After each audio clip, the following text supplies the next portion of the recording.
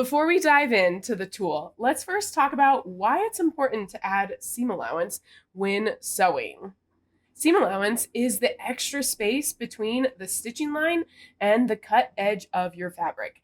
It is what allows you to sew pieces together without losing the intended size and fit of your garment. In Clo 3D, seam allowance is not automatically included in your patterns. You have to add it manually. But I want to talk about 3 reasons why seam allowance is super important. First, it ensures proper sewing. If you don't add seam allowance to your garment, it will turn out smaller than expected. Second, it helps with construction.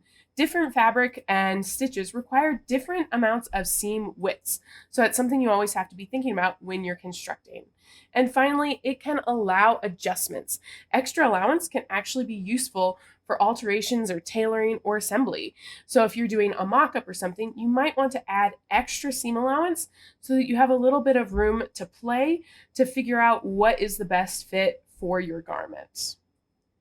Now that we understand why seam allowance is essential, let's talk about a key distinction: digital versus physical garment seam allowances.